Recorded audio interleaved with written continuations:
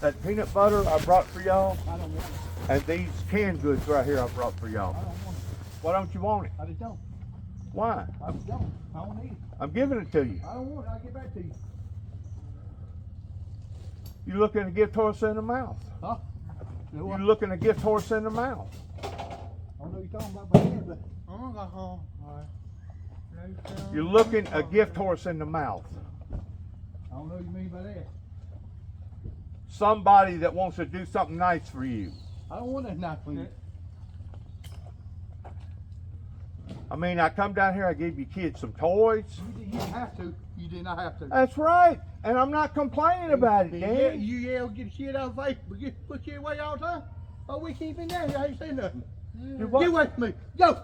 This is like wall go. Danny, his hand was right in my face. Well, you don't have to talk to you that way. Oh, you don't talk to your kids that way. Oh, you don't. Danny, I went out of my way from down here. I went away from here too. You're the only one. I'm almost died. We all did. I didn't tell you to jump out of the boat. No, you didn't. Okay then. I did it because to be able to stabilize the boat, I mean, to save all of our lives. I didn't tell you to do all that. Huh? I didn't tell you to jump out of the boat. Danny, if I didn't jump out of the boat would have turned completely over. It'd be okay. We all been dead, wouldn't we? That's right. Is that what you want? No, you ain't afraid to die. You might be afraid. I ain't afraid to die. Nobody's saying anything about being afraid. But is that what you wanted? Do you want to die? Yeah, I want to die. I do. I want to die. Well, not at my expense. You don't want to die. Oh, yeah. Because I was trying to save all of our lives. The only reason why I got in trouble is because the daggum life preserver didn't come out with me.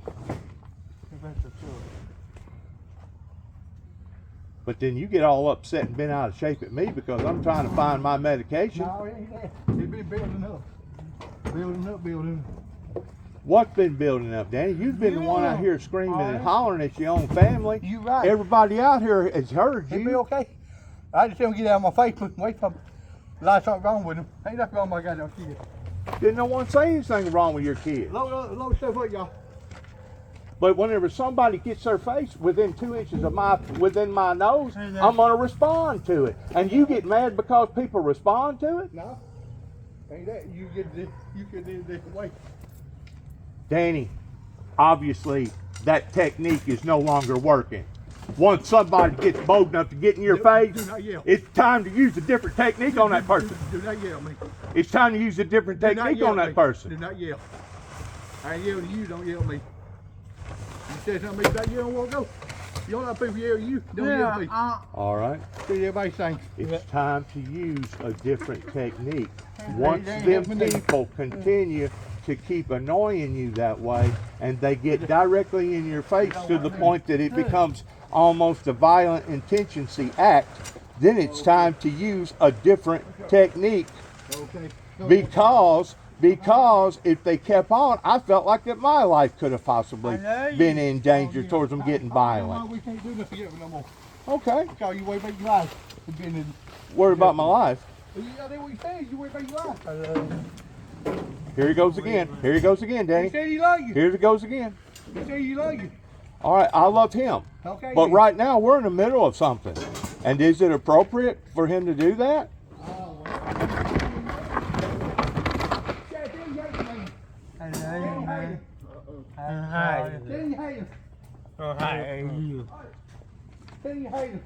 Yeah.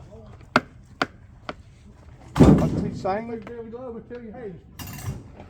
Why would I want to lie to him for, Danny? I do love him. I love every creature that God's created. We go home. I know it. Hold it.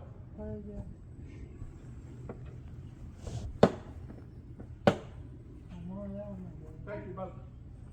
Thank you, brother. Hey, David, while you're over there,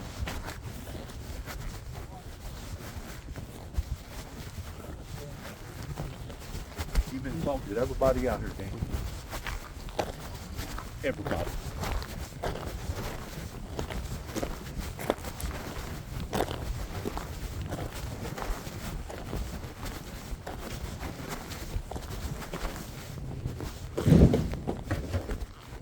Hey, you got your hands full. Yeah. Blind leading the blind.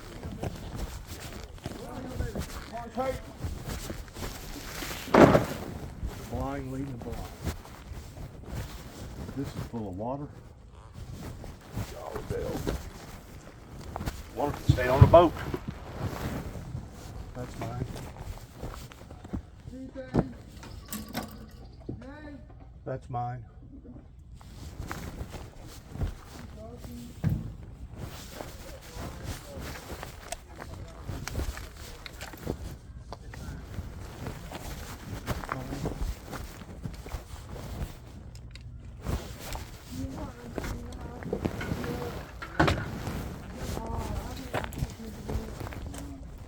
That's mine.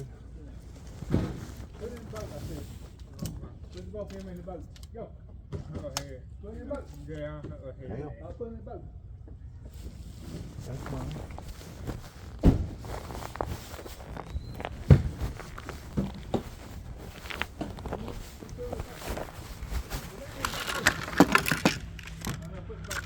Put it in the boat.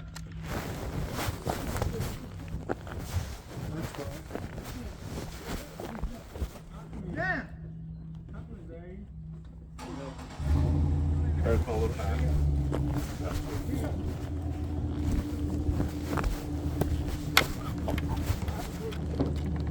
Take that, man. That ain't mine. No.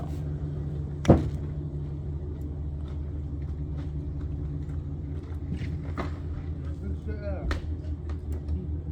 Yeah. Yeah.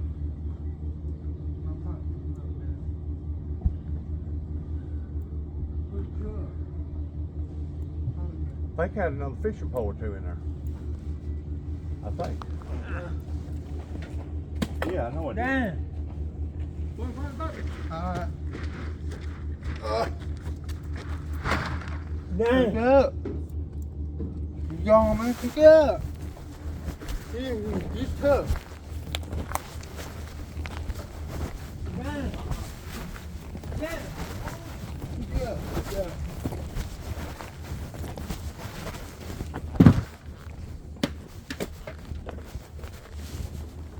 That orange reel, that's Danny's. I had another orange reel. That's mine right there. No, I think that may be the orange reel. I don't know.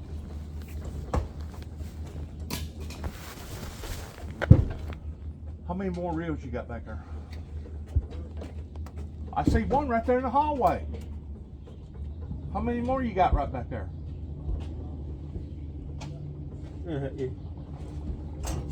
Is that it?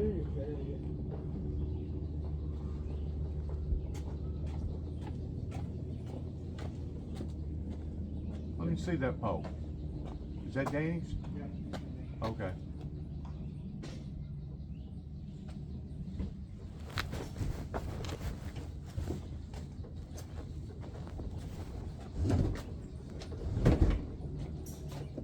Let me see that pole. That's Danny's.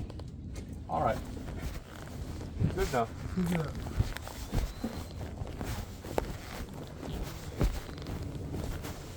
Yeah. Feel it now.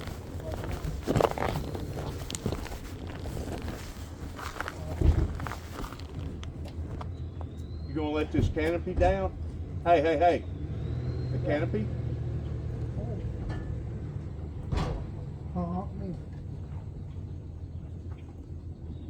Push, push.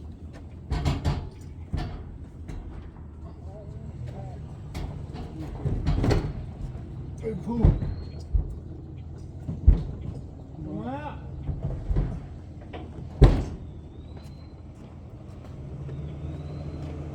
He's a madman, ain't he? He's a madman, ain't he? That bag up. That bag up. y'all. I got back up to the motor.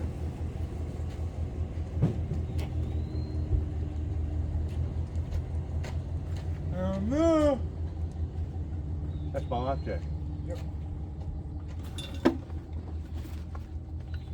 Alright. I think that's just about it, buddy. Yep. Come on.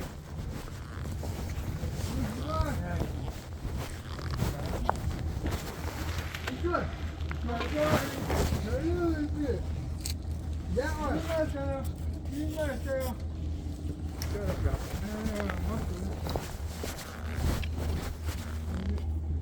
Come on.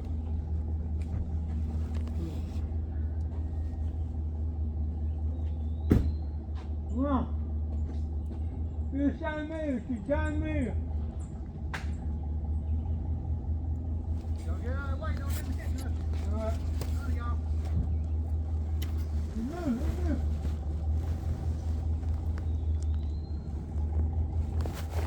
Oh.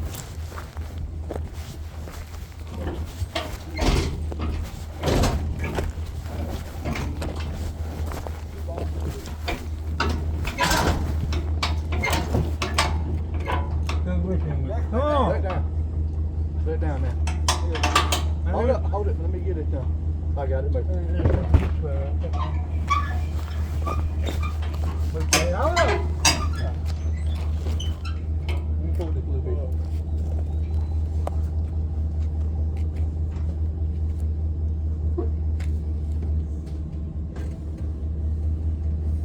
Oh! Let the jack out. Let the jack out.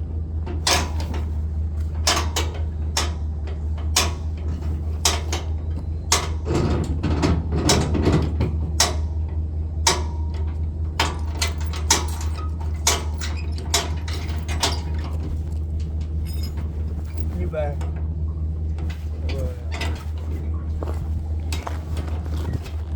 Move. Hold it. Move.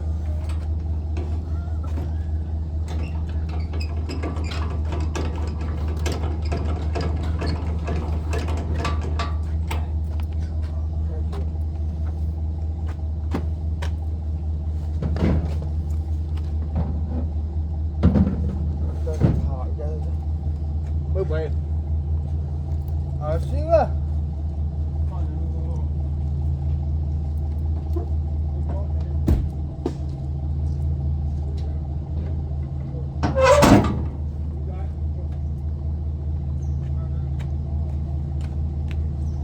Who's that?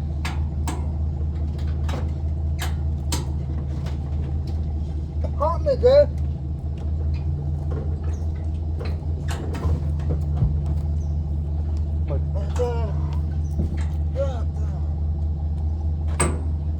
Hold it. Move.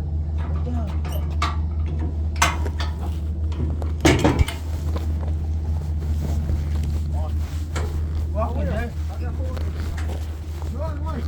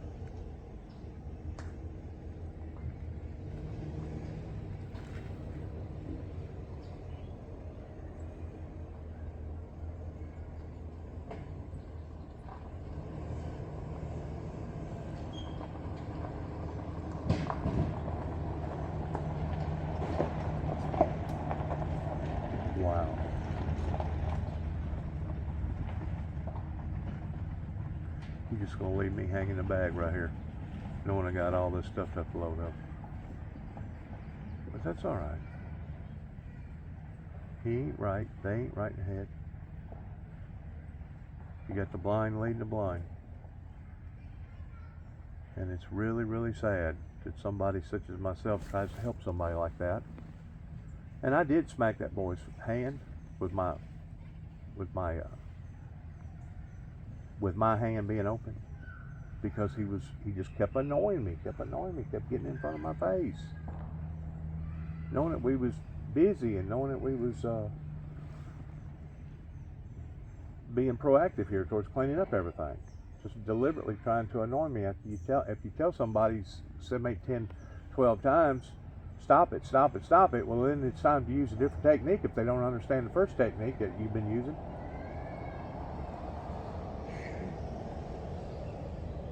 And then for him to get mad and look at me and tell me that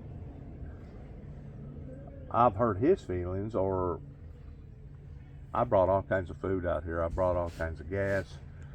I brought all kinds of provisions. I brought toys. I brought all kinds of stuff out here. But some people you can't help. Oh, you can just pray for them. But he gets on this rat and rage, kind of like how my dad did, to the point that they're unreasonable to deal with. And I'm going to go around here and clean up all this stuff.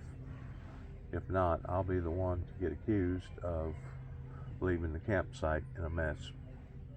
Ain't a whole lot out here, but there's quite a bit for me to have to clean up after.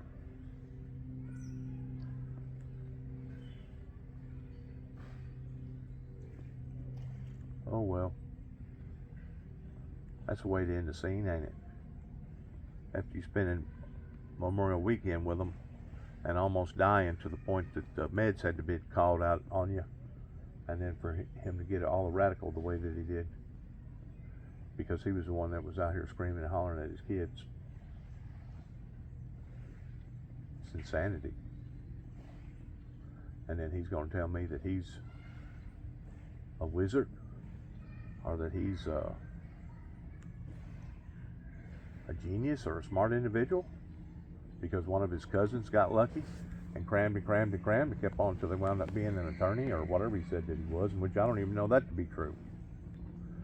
He did tell me about Bill Clinton that I didn't know. I learned something about one of the presidencies that had changed his name, that had something to do with Ripley, Mississippi, pertaining to his stepfather. He did give me that much insight towards knowing something that I didn't know. So I did grow a little bit of knowledge from being around in his presence. But I hope to God that whenever this is all said and done with, that he realizes that I have put forth just as much effort in trying to help them, not him, but them, as he has supposedly towards me. I mean, Devin didn't have no place to sleep. He didn't have no, it just so happens I brought an extra air mattress. I had extra sleeping bag stuff for him to cover up with. I didn't mind him sleeping in my tent. And for him to have responded and reacted this way, to me, it's just absurd. Maybe it's just me. Maybe it was just time to end the relationship to begin with. But when you're dealing with 3 children, and I think what ticked him off a while ago is whenever he come over there while I was digging through the cooler looking for my medication. What ticked him off more so than anything is whenever he was just standing there hovering over me and watching me and watching me and watching me. I learned this being in jail. That's called sweating. You're sweating somebody. You're bringing infuriation or intimidation into somebody's life by just sitting there staring at them. And you're doing it in a silent, symbolical form, but it's actually making a big statement. And whenever I looked up at him and I said, well, at least your kids gets it honest towards how that they look at somebody and just stare and stare and stare. I think that set home with him. And because it's at home with him, that's whenever he decided to walk up to me and say, well, don't never want to go camping with you again. Okay. You feel that strongly about the situation? You want to burn that bridge? Then we'll burn the bridge together. You don't have to worry about me contacting you. You don't have to worry about you contacting me. We'll go our separate ways, and that'll be the end of it. But it didn't have to be ended in an abrupt, bad way. And obviously, that's what he wanted to do. I mean, even a while ago, whenever we wound up getting the stuff that we got out of the boat, the same boat that tipped over practically and almost caused me to drown, I helped him hook on to the boat, making sure that he didn't get radical to the point that he wound up hurting one of the kids. And as soon as he got hooked up, he backed up, pulled around, didn't even say goodbye, sorry for the bad misinfo, or none of the above.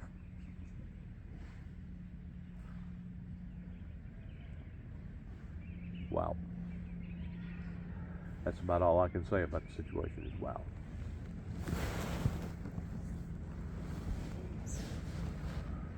So the cripple man cleans up after himself, and he stacks and packs things up in an orderly way and gets ready to go and move on to the next adventures in life. And the cripple man being myself at the age of 62.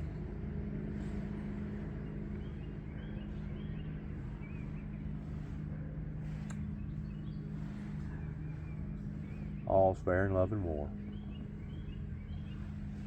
Father, eternal God, I just pray, God, for this family, Mr. Danny, McDaniel, McDonald, his 3 boys, oldest boy Devin, Chad, Brad. I don't know what kind of situation that developed into all this that come about. I just know that the mother is no longer with the boys. It's been a hectic 2 years in lots of ways in dealing with this family, but in other ways it's been very, very rewarding towards me being able to understand this type of illness, understand these type of needs that obviously have been inundated all over our great nation here in America on Memorial Weekend. I just pray, God, for their safety. I pray, Lord, for their happiness. I pray, God, that they'll be able to find peace with you in all measures, regardless whether it be the dad, the oldest son, Devin, or the 2 youngest boys. I just pray, God, that the situation with them bringing on board 2 very, very heavy, big people, in which I'm not trying to degrade heavy, big people, because I'm heavy and big myself. But for that situation to have erupted the way that it did across the lake, I feel like that we got caught up in some sort of I guess you'd call it an underground twirling effect in the water that actually turns into like a suction, a vacuum. And I've heard of boats being drugged down this way in other lakes or in the Mississippi River, where it gets into a swirling motion, and the next thing you know, it actually has a gravitational sucking pull to it, of pulling whatever is on top down, because as the boat had slowed way down, and we was already taking on just a little bit of water in the front, to the point that the water was coming to the back, I said something to Danny. I said, Danny, we're taking on water. What's going on? Is the live well acting up? And just about the time that I got that out of my mouth about the live well, that's whenever the front of the boat, sure enough, took a dive, because a wave hit it just right. Like I said, the boat was struggling towards staying afloat, like we was in the middle of a swirling effect. And whenever he run to the back of the boat and trying to confiscate, because the front of the boat had went down. To add insult to misery was whenever the rope that was on the front of the boat fell off of the boat, went under the boat, and got tied around the prop, and all of a sudden, by the time that Danny got to where I was in the back, was whenever the boat launch gated and the steering wheel whipped over to the side, which also throwed a weight distribution over to one side. By that time, Danny was back where I was, and I realized that the boat had come up, give or take about 2 or 3 foot, and was fixing to flip over on its side, and that's whenever I grabbed the life jacket, in me myself jumping out of the boat, trying to confiscate the weight differences towards me being a big person myself, hoping that if I jumped out, maybe the boat would straighten itself back out, and it did. The boat straightened itself back out. There was some more commotion that went on. I didn't know that Harley, that it freaked him out to the degree that he basically jumped up real quick and was fixing to jump off of the front of the boat, because he didn't, I guess it done already frightened him to the degree that he didn't know what was happening, that if we was all fixing to be submerged under the water. And of course, in that commotion is whenever they finally determined, well, Dennis, he's no longer with us, he's out there in the water. And I was in the water, and I was fighting through the heavy currents that was coming over. I don't know if I was still in that swirling suction type scenario because of the water, the way that it was hitting the wall and then bouncing back. Like I said, those rangers, the game wardens that work on the water, they actually described to us that that was one of the most instability areas on the lake. That it becomes very, very obnoxiously violent out there, especially during the holidays, whenever you have all the big boats that's making all the big waves. So obviously we was at the wrong place at the wrong time with the wrong set of people in the boat, pertaining to the weight distribution being too heavy to begin with.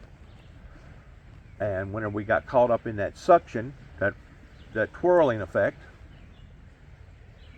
that's whenever the boat went from bad to worse. That's whenever I took it upon myself to jump, hoping to be able to save the boat, hoping to be able to save us all, not realizing that the life jacket that I had in my hand had got hung. By that time, me understanding that they were saved, but now it was time for me to save myself. And struggling with my weight, my diabetes, 62 years old, not being in the shape that I used to be in, it was all I could do was stay afloat. It was all I could do to survive. I noticed that there was an object floating in the water, which was a seat that had come out of the boat. I struggled intensely to get to that seat, grabbing hold of the seat, but even though I had a hold of the seat that was floating, it was still not doing adequacy towards keeping me afloat, towards me having to struggle towards these big humongous waves that kept pounding and pounding and pounding. And I guess I hung on to that seat for give or take about 30 seconds until I realized that there was another pontoon boat, which as far as I'm concerned, this was the God sent thing, because by this time Danny and his pontoon boat with Harley in it had done already went in one direction, to the degree that I was going in another direction, which may have been a good thing towards getting me away from the swirls. And that's the whole thing. Like I said, you can get into a swirling effect in the water, kind of like a tornado, and if you don't watch, it can literally drag you down with it because of the way that it's swirling.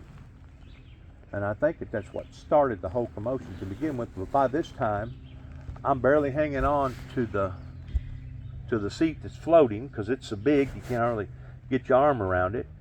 And the other pontoon boat that pulled up beside of me started telling me, we're over here, we're over here. And by this time, I was so weakened by everything that had went on. My emotions had basically shot out the roof. I'm sure my blood pressure had shot out the roof. I'm sure my adrenaline had shot out the roof. And because I had used up so much energy, so quick in trying to survive, my body was shutting down. My body was shutting down to the point that I could not hardly pick up one arm in front of the other towards staying afloat, much less taking my feet and moving them back and forth in a swimming type position of being able to keep the waves over my head versus me going down under. And of course, every time I took a breath, I would either drink water or suck in water through my lungs. And finally, the people that was watching me throw the rope, and I was fortunately strong enough to grab the rope and still had enough wits about me to grab the rope and drag myself to the side of the pontoon boat. Hung on to the side of the pontoon boat trying to get my breath, realizing how weak that I was at this particular point in time, because my wits had fully come about in what had happened. So I struggled, still floating in the water, going down beside the edge of the pontoon boat, and getting to the back of the pontoon boat where they was telling me to come back because that's where the ladder was. After I finally made it to the back end of the boat where the ladder was, I took my arms and I grabbed around one of the bars and I interlocked one arm to another arm, and I basically just hung on. Of course, they was telling me, come up, come up, come up. Of course, they didn't realize how weak that I was, and I literally had to sit there for about 5 minutes to regain my wits about me and to regain some strength before I even attempted to make the first step. That's how weak that I was. In other words, at this point in time, my body had went through, I guess, a shocking trauma situation, especially with me taking on the water, breathing the water, and sucking in the water that I did. I had no idea that I'd cut my leg on the way out of the boat as I was fleeing out of the boat, trying to save the boat, trying to save everybody in the boat. But I took the one step, and after I took the one step, that gave me a little bit of confidence that I'm gonna survive this. You're gonna survive this. But at the same time, I was so weakened that I had to sit there for another 5 minutes almost until I gained enough strength or felt confident enough to take the second step. Once I took the second step, by this time, the second step basically puts you at the edge of the water to where 2/3 of my body was now out of the water going up towards the bottom part of the pontoon boat. That's whenever the young girl, the nurse, and some guy, I don't know if it was her husband, I don't know if it was her niece or cousin or whatever, grabbed hold of my arm and basically drug me on the pontoon boat the rest of the way.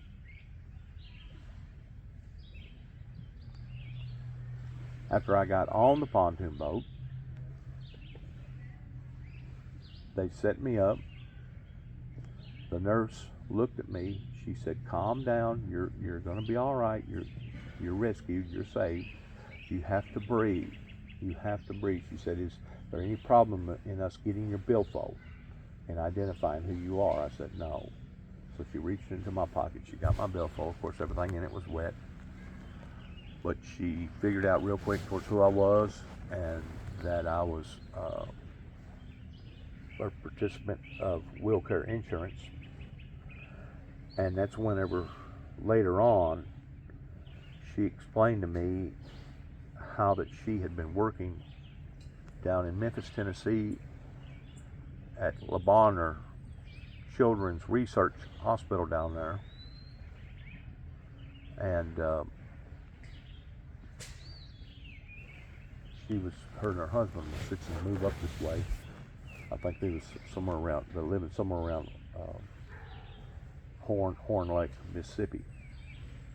That they was going to move over this way, and that she was going to give up her occupation and her career, basically because she had realized how political that the medical occupation had become, to the point that if you was the wrong person with the wrong insurance, they basically shoved you out the door and told you, well, you're going to die elegantly, and this is the way that you're going to die. In other words, if you don't have insurance, if you don't have the proper insurance, we're going to shove you out the door, and that's going to be the end of you. Sayonara, good luck, see ya, don't want to be you. And she said that she observed that and seen that so much that she decided that she was going to throw up her hands and end her career. And she looked like she may have been probably 52, 55. Of course, I mean, she took good care of herself, and she had her face and everything didn't have no wrinkles in it, and she would actually pass for probably a 50-year-old versus a 55-year-old, or maybe she was a little bit older than that, I don't know. But she told me all that information about the medical industry that I didn't know. I mean, I knew that the medical industry had suffered tremendously in different things that was going on over here in America pertaining to COVID.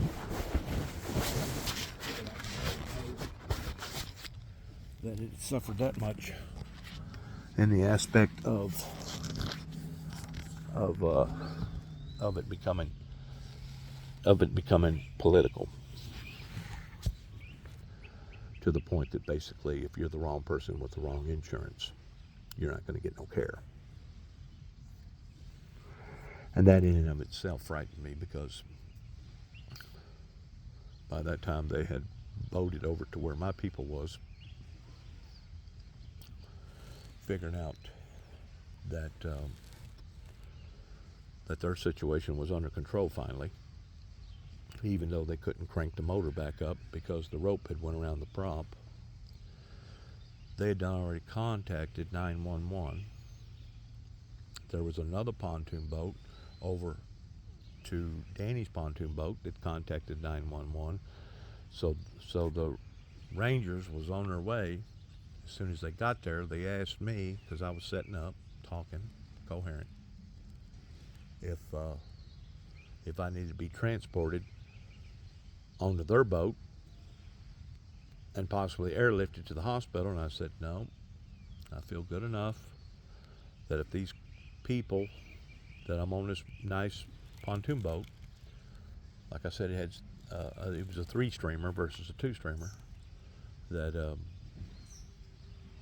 if they'll be so kind to take me back across the river and help me get out of the boat to my automobile, I'll sit there and wait for any assistance, providing that I need any. And that's what we all agreed to.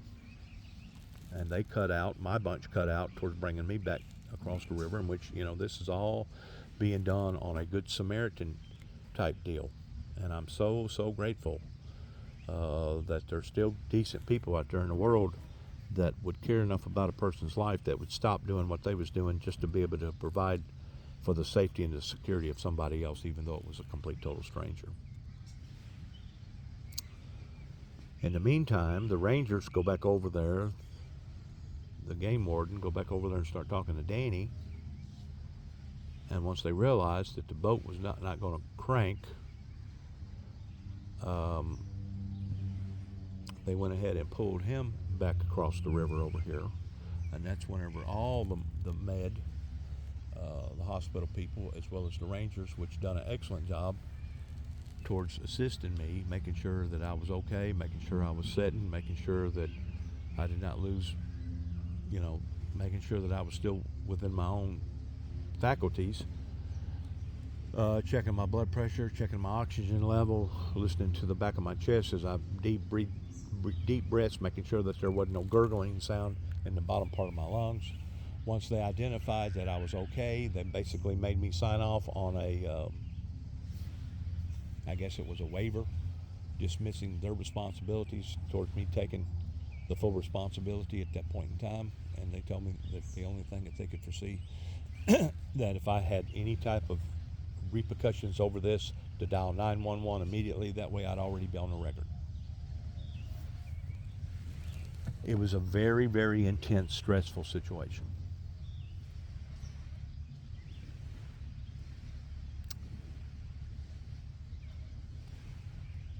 Harley and his wife decided they was going to go back over to the other side of the lake, driving where the Pickwick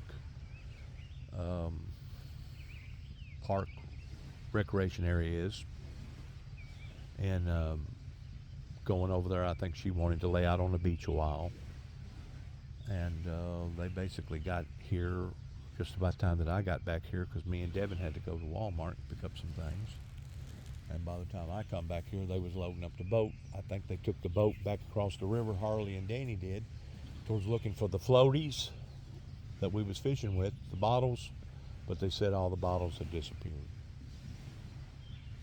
You know, there comes a time whenever fishing is no longer worth the value of a human being's life. I knew that Danny was very, very, I guess, agitated because of his boys, the way that he screamed and hollered at them, toward trying to discipline them and get them to mind, because they are very, very strenuous people in being able to control. He's got to give them some of the most strongest medication in the world to basically just get them to basically pass out.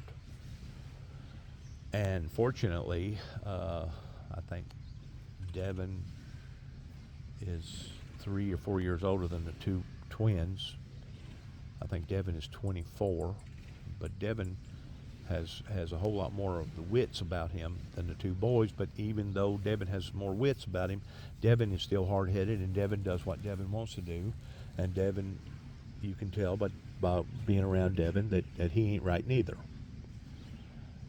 Well, the genius, which is the father, he can say whatever he wants to say about the mother, the bad gene coming from the mother, and maybe it was in both accounts. Maybe it was a bad gene on her account and his account too. And I want to clarify something while I'm talking here, that I envy somebody like Danny that loves his children enough that refuses to allow for them to go into a group home.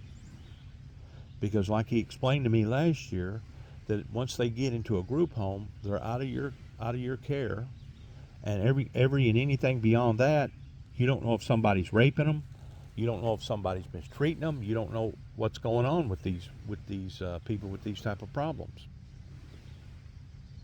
The only reason why that I slapped Chad's hand was because he got his hand within like 2 inches of my nose, purposely trying to agitate and aggravate me, in which it worked, to the point that I slapped his hand away from my face. And that's whenever, well, even before that, Danny had done already said, well, we're going to break tides here, and I don't ever want to camp with you again. He'd done already said that way before me slapping his boy's hand away from my face. So for him to respond the way that he did towards backing out of here after I helped him get hooked up, after I got all the rest of my stuff out of the boat, I realized that he took a loss too. I think he lost a depth finder. I think he lost 2 or 3 poles. I lost a pole. I lost 2 or 3 other things. I almost lost my life. But we didn't. We can recover. We can truly recover from what has happened here. Once more, I envy Danny in the aspect that he cares enough about his family that he's willing to go beyond the call of duty and taking care of people like that. But if Danny's going to do this, Danny needs to stay in control of his own personal faculties, to the point that he's not out here screaming and yelling, because I know good and well probably, I don't know, 7, 8, maybe 10 different campers that's close to us right here. I know good and well that they had to hear the commotion going on with Danny ranting and raving at his boys, just screaming and hollering at them. I mean, getting just viciously loud.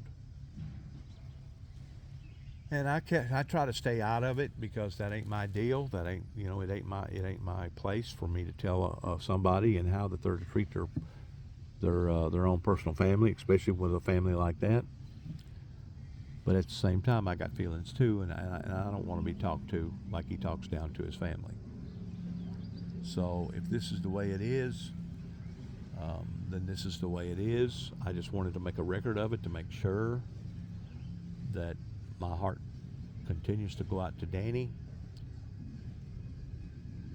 Chad, Brad, Devin, the family, and all families out there that are similar towards this, that obviously has horrible, bad mental issues, mental challenges.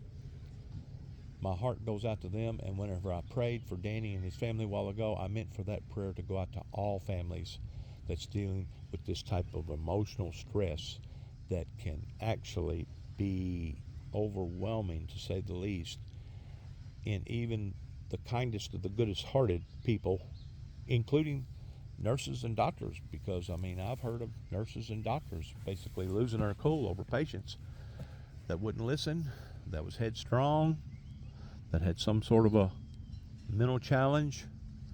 My prayers goes out to the nurses, the doctors.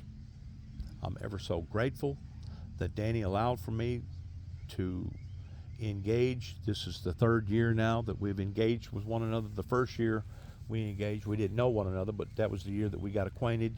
Last year we come down and we camped in the same spot here at Bruton and Branch. And then this year, which obviously was more stress on him for whatever reason. I don't know what's going on. I know that he just recently moved in the city limits of Waverly and moved out from Waverly out in the country because the company that he was keeping must have had a track record of drugs.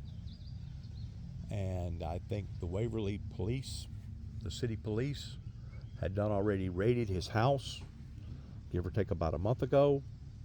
I don't know if they thought that there was some illegal drug activity going on. I don't know if Danny may have been mooching from some of his children's medication. I don't know. I don't know the details in that. I just know that he basically felt like that he needed to move. He asked me about a month ago, before he did move, if I know of a place in Tennessee where he could come.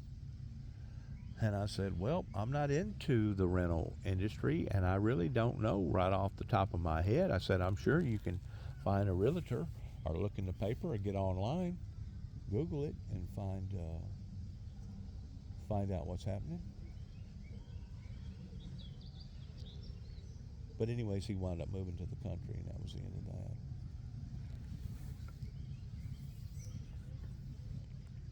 That was the end of that. So I'm fortunate that I got to meet somebody like Danny and his family. My prayers go out to him, and hopefully I wish him and families like him the very, very best. But for Danny to have responded the way that he did towards backing up and leaving without even saying, see ya, don't want to be ya, kiss my tail, sorry about the misconfusion, or any of the above, it kind of speaks volumes about who Danny truly is. Because the whole ordeal this weekend, from A to Z, of course he got here on Monday night. I didn't get here until late Thursday night or early Friday morning. The whole ordeal has been an ordeal, truly an ordeal.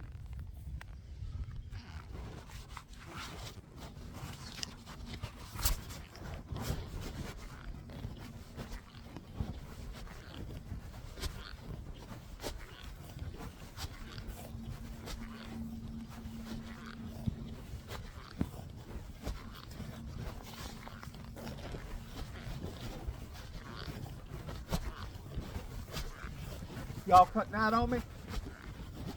Gonna be leaving me? Fixing to leave me? I hear you. Listen, I want to apologize for some of the language and the higher voice content out here. Whenever you're dealing with people with these type of problems, sometimes it can be very, very challenging.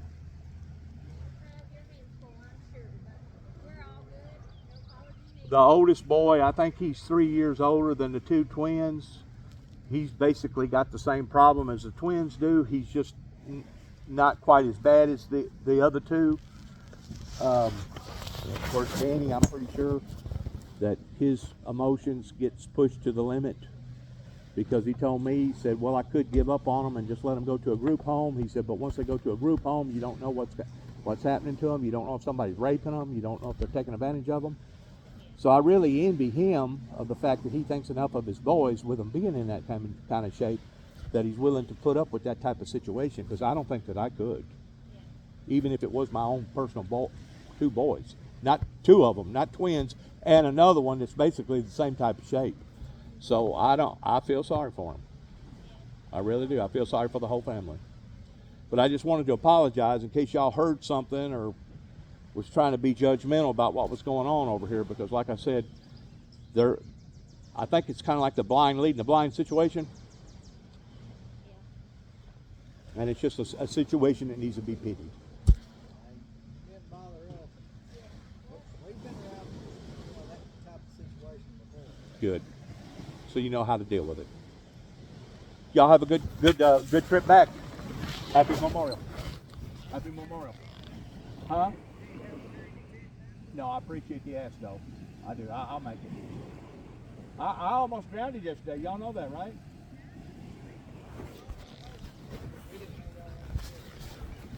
We was across the river over there, directly across over there where the big bank is over there.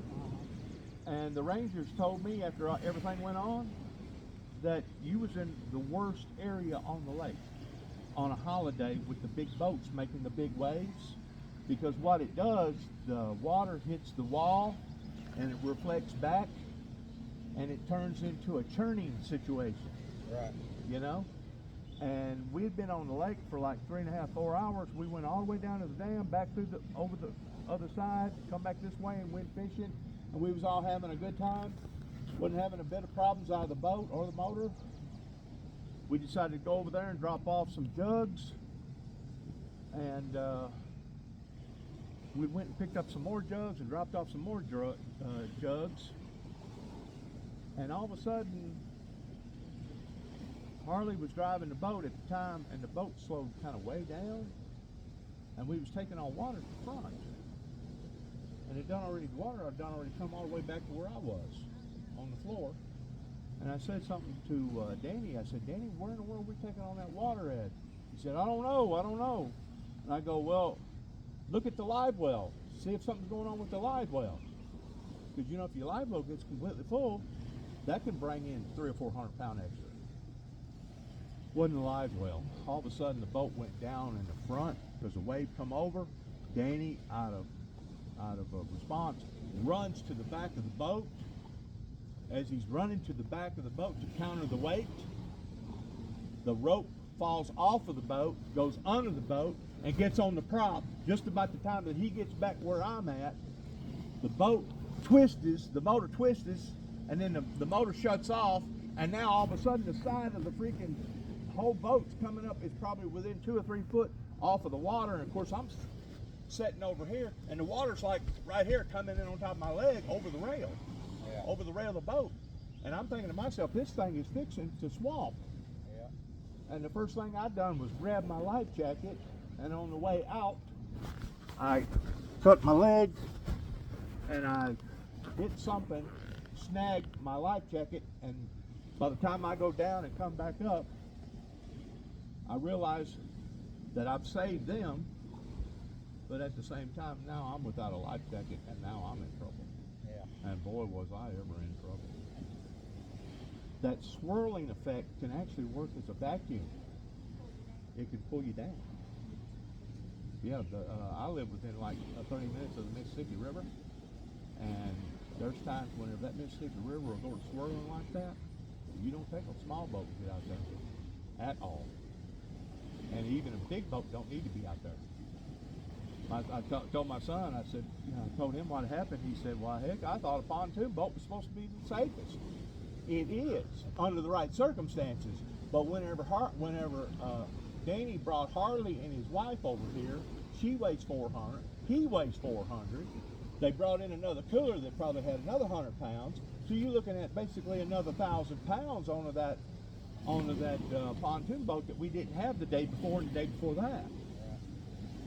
So between the load and where we was, basically the elements come together like the perfect storm, and we were just at the wrong place at the wrong time.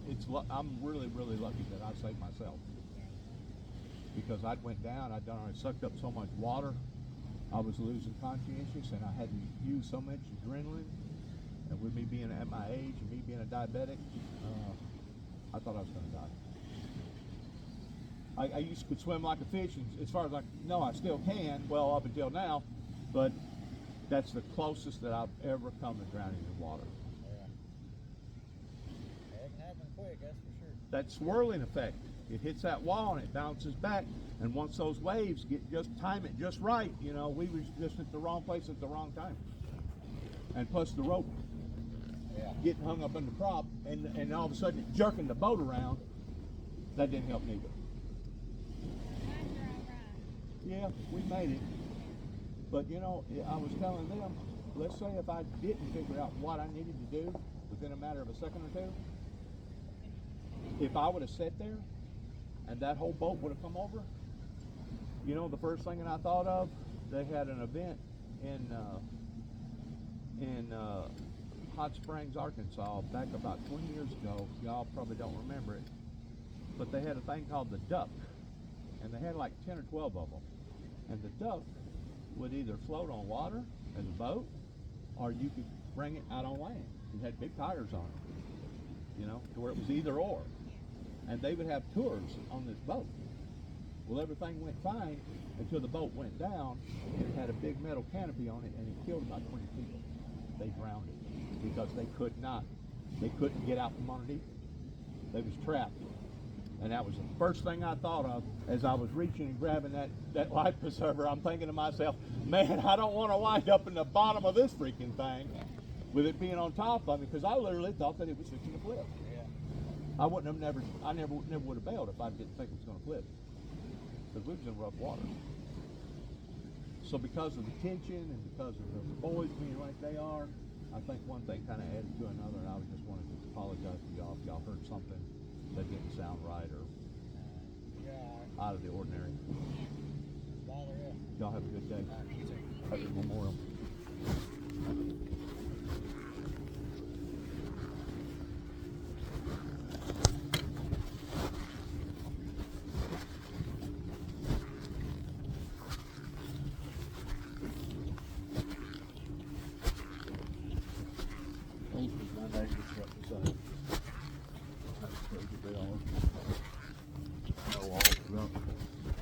Stay over here.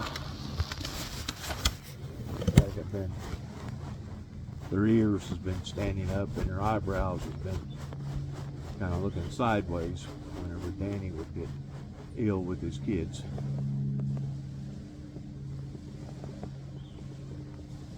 Get loud with them, and sometimes that technique is the technique that you have to use in trying to settle them down and keep them from being out of control.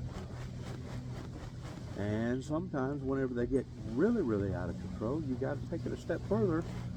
And Danny does this to himself. I mean, he can blame me for me slapping his son's hand, but Danny gets his nerves get so out of shape in trying to control his own kids to the point that he basically either goes a step too far or says something that he regrets that he shouldn't have said, or just cannot control that type of situation. I think I made reference to a situation, I forgot now where it was, where a bunch of people taking a patient in a mental hospital. This patient had gotten unruly, and basically all these officers climbed on top of this boy, and they sat on top of him until finally the very life left him. And you know, it was all on film, and it got on the national news. That's probably been less than a year ago. And I made a statement probably 6 months ago. This is year 2023, May. I made a statement in regards towards the people that works with these type of situations, with these type of people, that if they can't control their own emotions in being able to work with people like this, they need to quit their jobs and possibly seek employment elsewhere other than working directly with the public. And it doesn't matter if you're a social worker, it doesn't matter if you're a counselor, it doesn't matter if you're a nurse, a doctor, a judge, a counselor, a probation officer. I mean, anybody that's working with people. You know, if you work with cows, you got to worry about getting kicked in the head.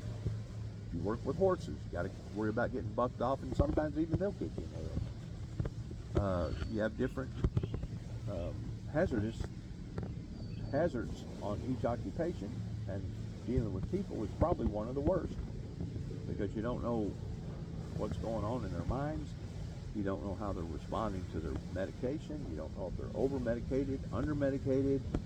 The devil's at work right now towards doing any and everything, and as far as I'm concerned, maybe that was something that was set up by by Lucifer himself, in thinking that that was a way of destroying the whole bunch, was get them out on a boat, get them across the river, get everything lined up just right to where it was the perfect storm, and then once I jumped out of the boat, then I'm pretty sure Lucifer was jumping up and down saying, I got him, I got him, I got him, he's finally going to die. Well, I didn't die. And the reason why I didn't die is because God had his hand in that whole situation. We may have lost a pole or two. We may have lost a little bit of this or a little bit of that, but just because we lost those things, we still should be grateful, especially speaking for myself, the fact that we're still alive, and the fact that we should have been able to have walked away with the relationship, even if we wanted to end a relationship in a much more settling way, other than being ill with one another and basically being nasty with each other. I don't like that. And maybe 2 or 3 days from now, maybe Danny will call me and apologize because of it. I don't know. Maybe I won't never hear from him again. Don't know that neither. I just know that people like that if they want to blame me for the whole situation, if they want to use me as a guinea pig or me as a scapegoat towards taking their ambitions or the emotions out on me, that's fine.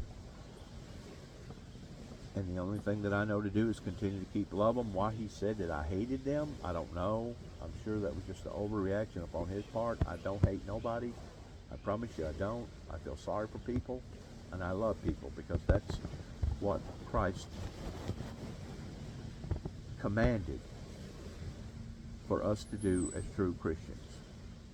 And if we didn't do that with one another, could you only imagine how unhumane that this planet would have already done become?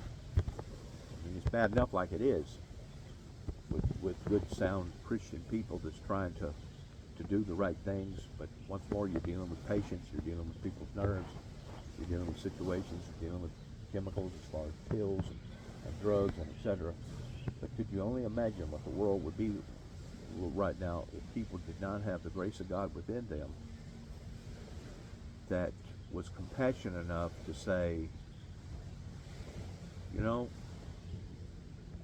okay, if it has led to this, that's okay. I can still love you even though I don't love what you have done. And we can depart our ways, and I can continue to love you and pray for you and have mercy upon you, because I never wished any harm or hurt upon Danny or upon his family in any form or fashion, just like the general public in general, regardless whether it was the public up in Northwest Kentucky, or the public in Northwest Tennessee, or the public out in Oklahoma City, Oklahoma, or the public out in Atlanta, Georgia. I have never wished harm and hurt upon these people. I get frustrated at them sometimes. Sometimes you might hear me say, well, it couldn't have happened to a better group of people, which I probably shouldn't even say that, but I say it out of grief and not out of anger. I say it out of remorse and not in a vindictive way, because as my grandmother used to always tell us boys, that if you make your bed hard, you sleep in it. And the bad thing about sleeping in your bed that you made hard, it's one thing that you're the one suffering on account of your own mistakes.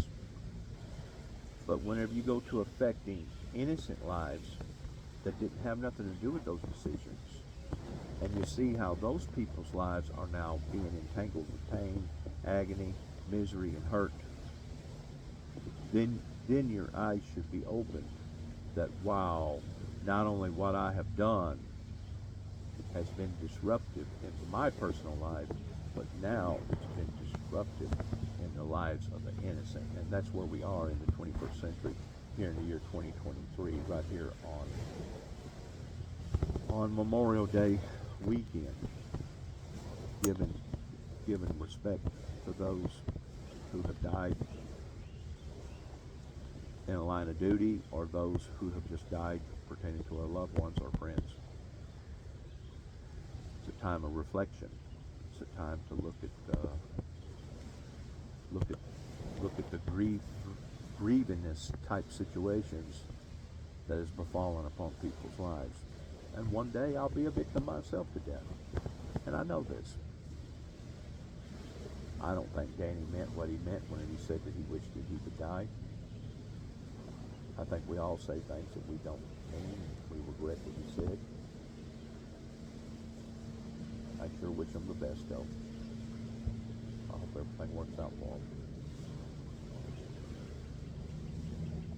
Not just them, but everybody else in general.